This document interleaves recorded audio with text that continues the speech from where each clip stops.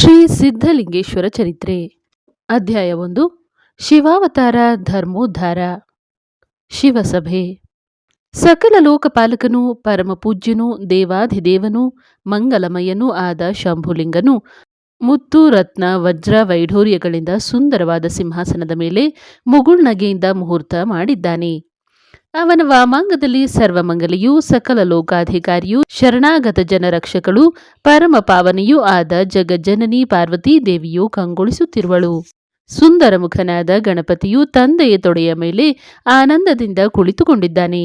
ಪರಶಿವನ ಚಿದ್ಧರ್ಮ ಸ್ವರೂಪನಾದ ನಂದೀಶ್ವರನು ಮುಂಭಾಗದಲ್ಲಿ ಮಂದಹಾಸದಿಂದ ಮಲಗಿದ್ದಾನೆ. ಇಂದ್ರ, ಯಮ, ಅಗ್ನಿ, ವರುಣಾದಿ ಅಷ್ಟದಿಕ್ಪಾಲಕರು ಭಯಭಕ್ತಿಯಿಂದ ಅಚ್ಚುಕಟ್ಟಾಗಿ ಕೈಕೊಂಡು ನಿಂತಿದ್ದಾರೆ. ಒಂದು ಕಡೆಗೆ ಚತುರ್ಮುಖ ಬ್ರಹ್ಮನು ವೇದ ಘೋಷವನ್ನು ಮಾಡುತ್ತಿದ್ದಾನೆ. ಮತ್ತೊಂದು ಕಡೆಗೆ ಕಿನ್ನರ ಗಂಧರ್ವಾದಿಗಳು ಉಚ್ಚಸ್ವರದಿಂದ ಕಿನ್ನರಿಯನ್ನು ನುಡಿಸುತ್ತಿದ್ದಾರೆ.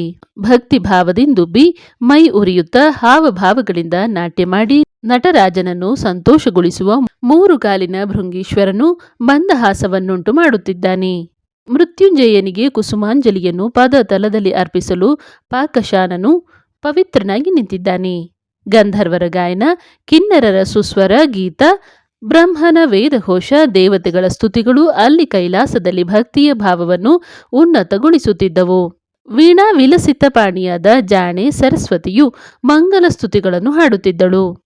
ಮಹಾತಪಸ್ವಿಗಳಾದ ಅಗಸ್ತ್ಯ, ವಸಿಷ್ಠ, ಅತ್ರಿ, ವಿಶ್ವಾಮಿತ್ರ, ಪರಾಶರ, ಭೃಗು, ಗಾರ್ಗ್ಯ, ದುರ್ವಾಸ, ವ್ಯಾಸ, ಜಮದಗ್ನಿ, ಮೃಕಂಡು, ಮಾರ್ಕಂಡೇಯ, ಕಪಿಲ, ಕಣಾದ ಮೊದಲಾದ ತಪೋಧರನಾದ ಋಷಿಪುಂಗವರು ಭಕ್ತಿಭಾವದಿಂದ ಶ್ರೀ ಶಿವಪಾರ್ವತಿಯರನ್ನು ನುತಿಸತೊಡಗಿದ್ದಾರೆ.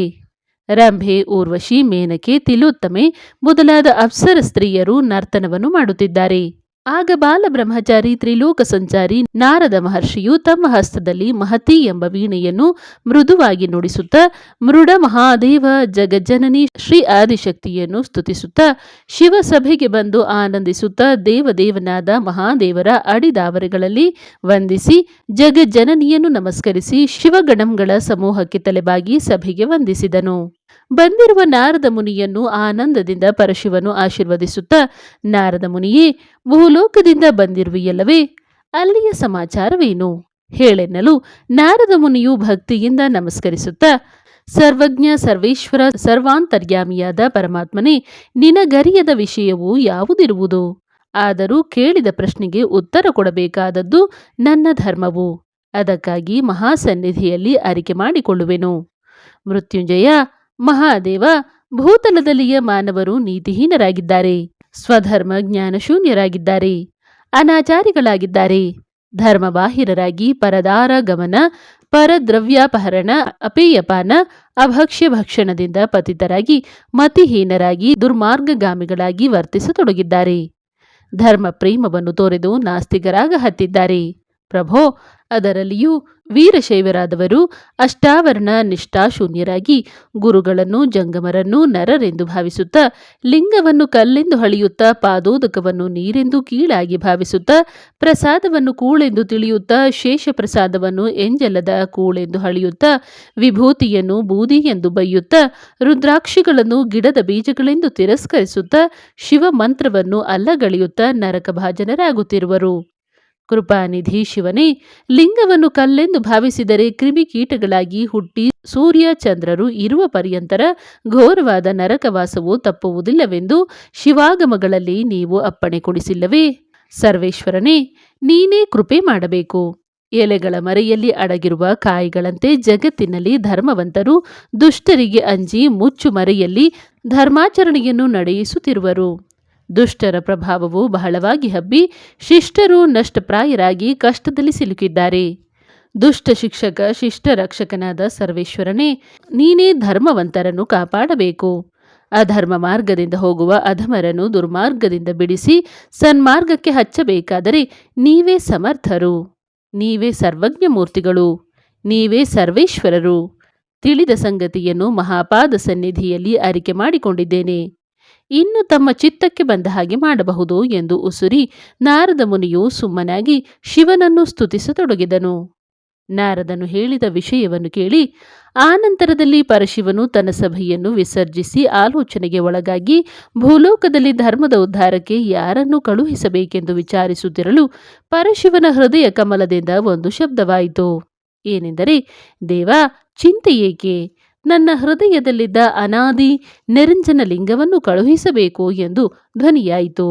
ಆ ಧ್ವನಿಯನ್ನು ಕೇಳಿದ ಕೂಡಲೇ ಪರಮಾತ್ಮನು ಪರಮಾನಂದದಿಂದ ವಿಕಸಿತವದನನಾಗಲು ಅದನ್ನು ಕಂಡು ಜಗನ್ಮಾತೆಯಾದ ಪಾರ್ವತೀ ದೇವಿಯು ಆಶ್ಚರ್ಯಚಕಿತಳಾಗಿ, ದೇವ, ನಿನ್ನ ಹೃದಯದೊಳಗಿನಿಂದ ಮಾತನಾಡಿದವರಾರು ಎಂದು ಕೇಳಲು ಪರಶಿವನು ನಗುತ್ತಾ, ಅವನು ಅನಾದಿ, ಅವನ ಹೆಸರು ಬಸವೇಶ್ವರನು.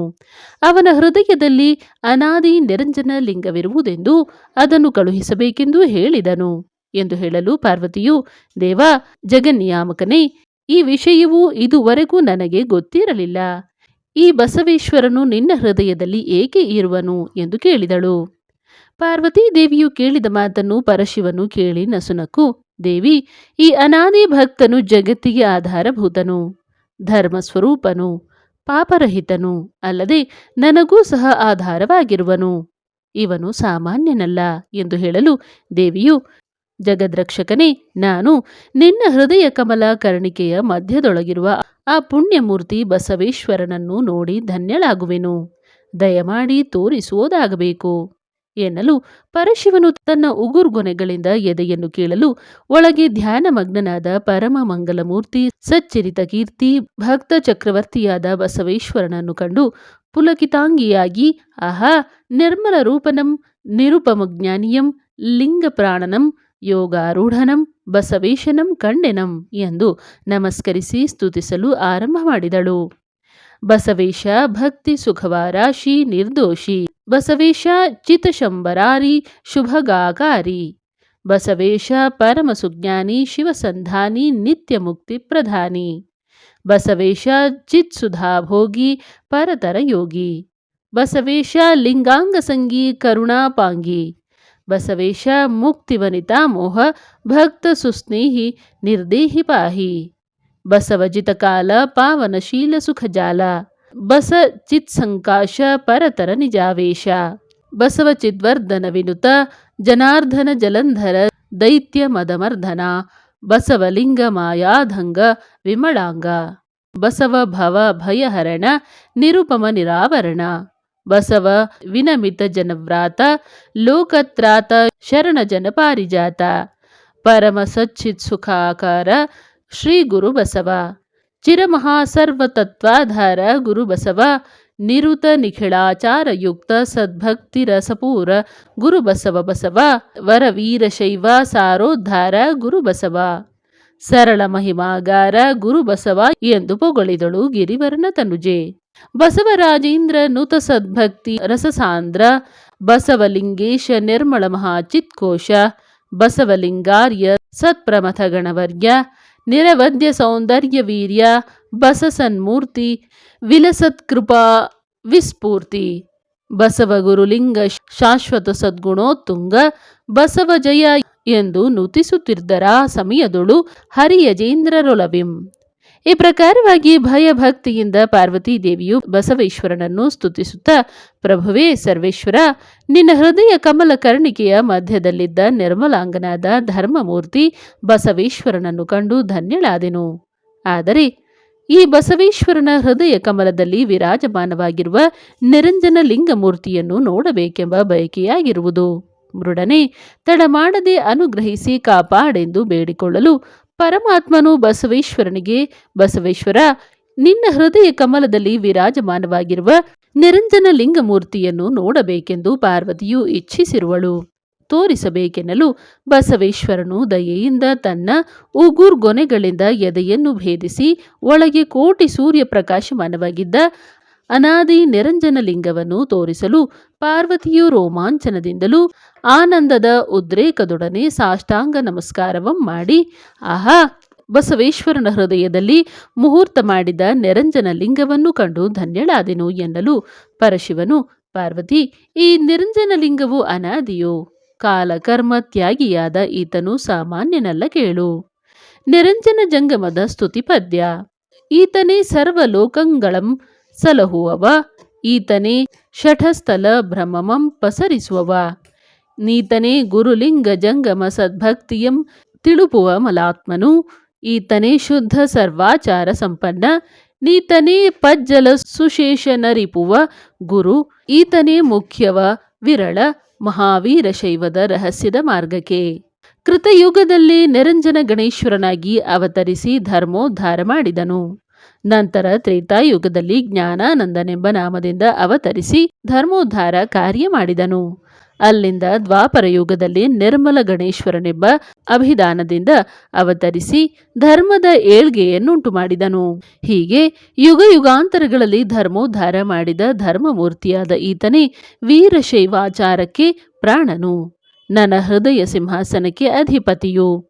ಈತನೇ ಸಕಲ ಜಗದಾಧಾರಿಯೂ ಸರ್ವಾಂತರ್ಯಾಮಿಯೂ ಅಣುರೇಣು ತೃಣಕಾಷ್ಠಗಳಲ್ಲಿ ವ್ಯಾಪಿಸಿದ ಈತನೇ ಜಗದ್ಭರಿತನಾಗುವನು, ಜಗದ್ರಕ್ಷಕನೂ ಆಗಿರುವನು. ಈತನೇ ನನ್ನ ಪ್ರಾಣವು ಅಂದ ಮೇಲೆ ಜಗತ್ತಿನ ಪ್ರಾಣವೂ ಈತನೇ ಆಗಿದ್ದಾನೆ. ಈತನೇ ಸರ್ವತಂತ್ರ ಸ್ವತಂತ್ರನು. ಈತನೇ ಈಗ ಕಲಿಯುಗದಲ್ಲಿ ಧರ್ಮೋದ್ಧಾರ ಕಾರ್ಯಕ್ಕೆ ಹೋಗುವವನು ಎನ್ನಲು ಪಾರ್ವತೀ ದೇವಿಯು ಅತ್ಯಂತ ಭಕ್ತಿಯಿಂದ ಪರಮಾತ್ಮನಿಗೆ ವಂದಿಸಲಾಗಿ ದೇವಿಗೆ ಪರಮಾತ್ಮನು ಆಶೀರ್ವಾದವಂ ಅನುಗ್ರಹಿಸಿದನು. ನಂತರ ಪರಶಿವನು ನಿರಂಜನ ಲಿಂಗಕ್ಕೆ ನೀನು ಭೂಲೋಕದಲ್ಲಿ ಅವತರಿಸಿ ಧರ್ಮೋದ್ಧಾರ ಮಾಡಬೇಕೆಂದು ಕೇಳಿಕೊಳ್ಳಲು ತೇಜಪುಂಜವಾದ ಆ ನಿರಂಜನ ಲಿಂಗೇಶ್ವರನು ತಥಾಸ್ತು ಎಂದು ಹೇಳಿ ಧರ್ಮೋದ್ಧಾರ ಕಾರ್ಯಕ್ಕಾಗಿ ಭೂಲೋಕದಲ್ಲಿ ಅವತರಿಸಲು ಸಿದ್ಧನಾದನು.